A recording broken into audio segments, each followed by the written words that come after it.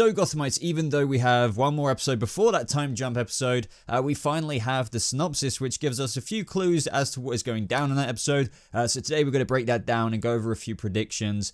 So let's just get straight into this.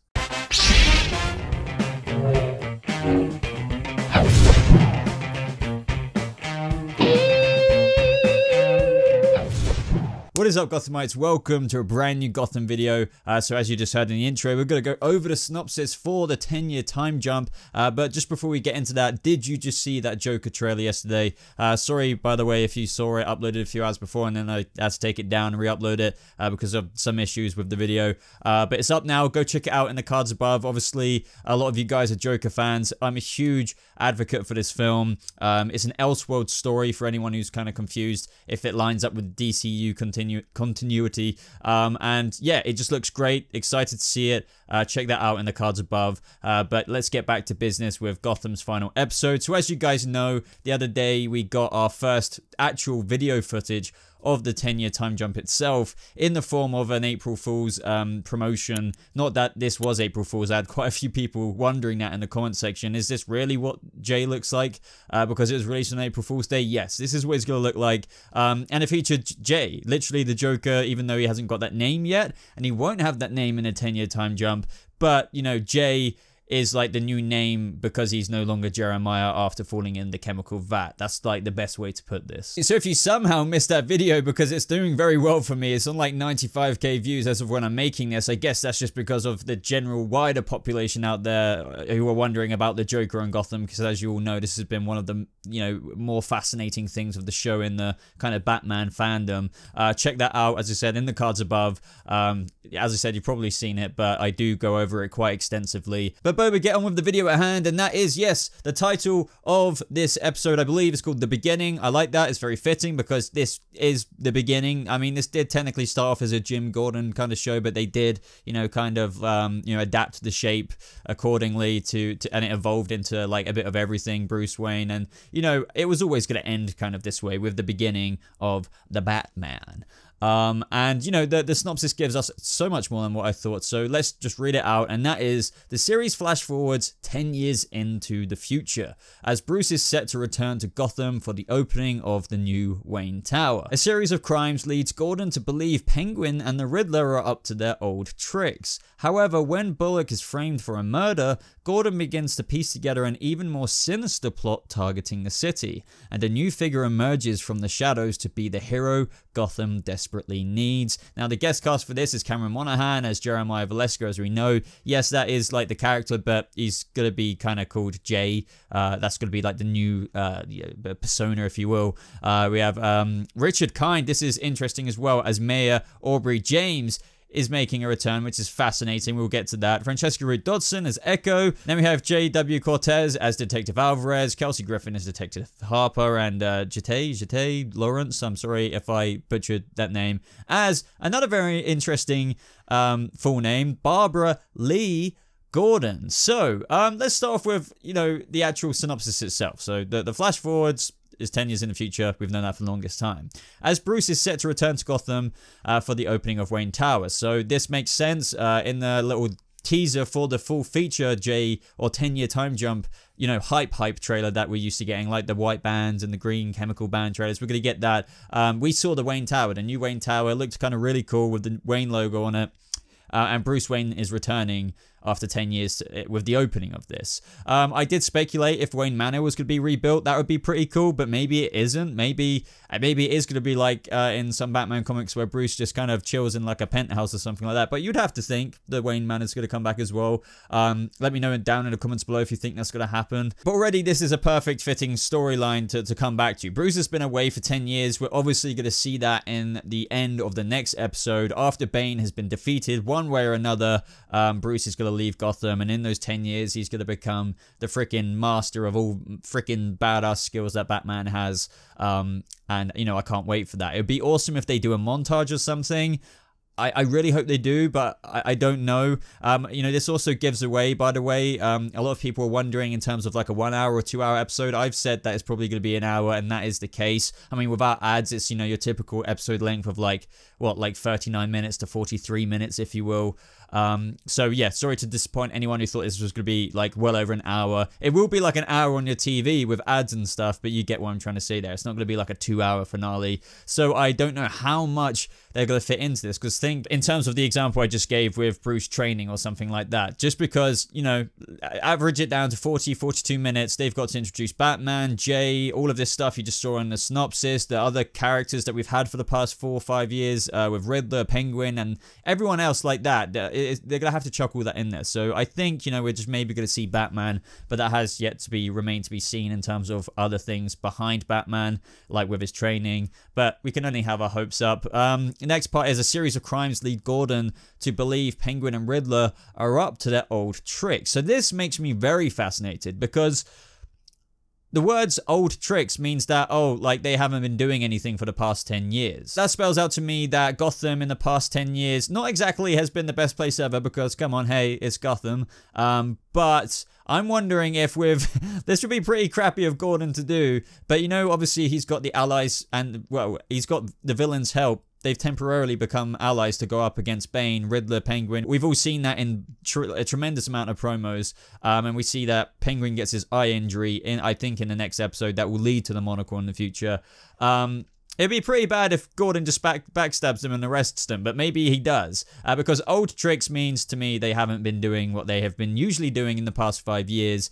And that, you know, I don't have a massive problem with that, because Bruce is away, and it would literally be, I mean, to be honest, it is only Jim in the present day anyway, tackling, you know, Riddler and Penguin and everyone like that. Bruce hasn't really played much of a hand in that, if at all.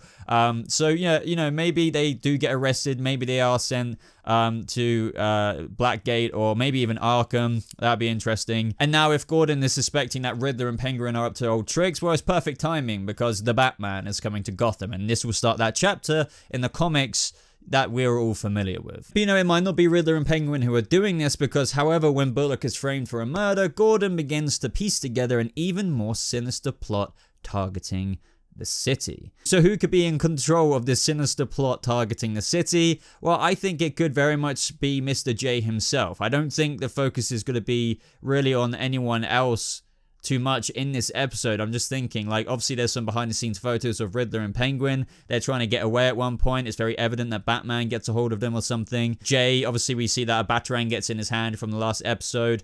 He seems to be, not the last episode, sorry, the promo. He seems to have, be in a catatonic-like state. Very Dark Knight Returns reference in Arkham. So maybe after he gets out of Arkham, the sinister plot starts from there on out. We're gonna have to wait and see. I just don't know who else they would use in just their one episode left. 10 years in the future, I don't think it would stem much back to the present day. So it'd be very interesting to see if that's Jay. I'm just going to say it is, because it's my best guess. And a new figure emerges from the shadows to be the hero Gotham desperately needs. Well, that's goddamn Bruce Wayne as Batman. A lot of people are thinking that we're going to see Bruce Wayne himself, you know, without turtleneck mode. I don't think that's going to happen. I don't want to give too much away in terms of just covering leaks and stuff like that. But what I will say in terms of what John Stevens has said, for example, Selena Kyle has been recast in the finale. That's not a spoiler. That is just, you know, casting info. You're not going to have Cameron Beacon-Nova in the finale as Selena Kyle. David Mazouz will be digitally altered onto the Batman's face, for example, because they've got, like, as John Stevens said, I think, you know, in the press rooms of, like, was it New York Comic Con or somewhere else, a 6'4" guy in to fill, you know, the freaking outfit, a stand-in, basically, like a body, well, not a body double, but you know what I mean, like a bigger version, a Batman version, and they're going to place David Mazouz's face onto him. If they're only doing that with one person, that's not going to cost the whole amount of money in the world, even though it will be very expensive. I hope it looks good. Please make it look good. But that was my very blabbery, breakdowny, thoughtsy kind of way of the synopsis. Now, I want to move on to the guest cast. So, obviously, Cameron Monaghan is Jeremiah Valeska, no Shiza. Now, Mayor Aubrey James. So, he's the mayor again. Now, you could argue, Boba, they're just saying Richard Kind is playing Mayor Aubrey James because that's been his character in the past. But it does seem to me that, like, in 10 years' time, this slime ball is somehow going to be the mayor again. I haven't seen him in a while. I can't remember when we last actually saw Mayor Aubrey James. I remember him very prominently in season 1 and stuff, but, like, somebody refresh my mind there. But let me know what you think is him coming back as the mayor. Obviously, we've got Francesca Root Dodson as Echo, obviously accompanying Jeremiah or Jay. We've got, obviously, Detective Alvarez and Detective Harper will probably be assisting Gordon. Now, the last part I want to break down is Baby Papa Gordon, who I like to nickname. But really, Barbara Lee Gordon. This is me now speculating why she's called Lee Gordon. I've now kind of swapped my opinion of Barbara's not going to die. It might be Lee. Now, you may be thinking, Boba, that's so stupid. That's such a stupid opinion. You know, for example, like, they just got married. Why would they do that? Surely you should be saying what your original theory was in terms of, you know, wouldn't it be amazing if, you know, sure, people name their kids after themselves. That's not unusual. But I think it would serve as an amazing character thing. And I don't think they're going to necessarily do this anymore, but I'll reiterate it one more time. To call your kid Barbara Gordon, the best thing to do there would be, after Barbara's character development across all of the seasons and how most people have flipped the leaf, so to speak, and enjoying her character this season compared to previous seasons, such as myself, a lot more, it would be so much more poetic to let her die. The baby is raised by Jim and Lee. The baby's called Barbara, and that's why she's called Barbara. But now the fact that they've put Lee in the middle name, I don't see why they would do that. If, you know, Barbara dies, you know, and Jim and Lee are together because they're married now and they raised the baby, I don't think Lee would put her middle name in there and Jim would put her middle name in there. Like Lee's middle name in there. That just doesn't really make sense. So what if Barbara's still around, raising the baby, Papa Baby Gordon, and Lee dies, and so, you know, they put Lee's name in the middle name of the kid? Interesting. I don't know, guys. I could be completely wrong there. Like, Barbara could still die and, you know, Lee randomly puts her name in the middle as well. But I think this is a dead giveaway, unfortunately. But let me know what you think of that down in the comments below. I know this wasn't like a massive prediction video. I mean, it kind of was based on a lot of stuff in the synopsis. But if you want me to do a prediction video maybe of what's going to happen in the finale beforehand, let me know. I mean, I might not do it, but if there's enough demand, I will. But to be honest, I did give out quite a few predictions there. But that is everything for this video, guys.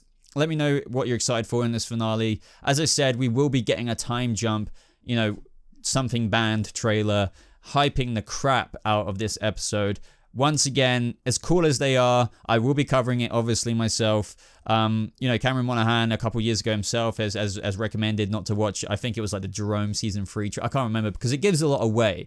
You've probably seen me say this multiple times before, but for example, if you watch it and you think the finale was a bit meh, that's probably because, fair enough, you might have thought the finale was meh, but imagine if you hadn't seen any of the stuff that 80% of the stuff in the trailer, you feel like you've seen it when you've watched the episode. So I just wanted to put that out there. Other than that, guys, thank you so much for watching this video. Like it if you did enjoy it. I really, really appreciate your support, especially from the patrons popping up on screen right now. You guys are badass. You are the top tier patrons, and you really do help the fuel the content I create on this channel. So thank you to you guys in particular and all of my patrons. And check out the links in the description down below to my social media handles, my Discord server, so you can talk with me directly about this stuff. But that is everything I've got to say, so thank you so much for watching. Hope you have a lovely rest of your day, and I'll see you Gothamites in the next video. Goodbye.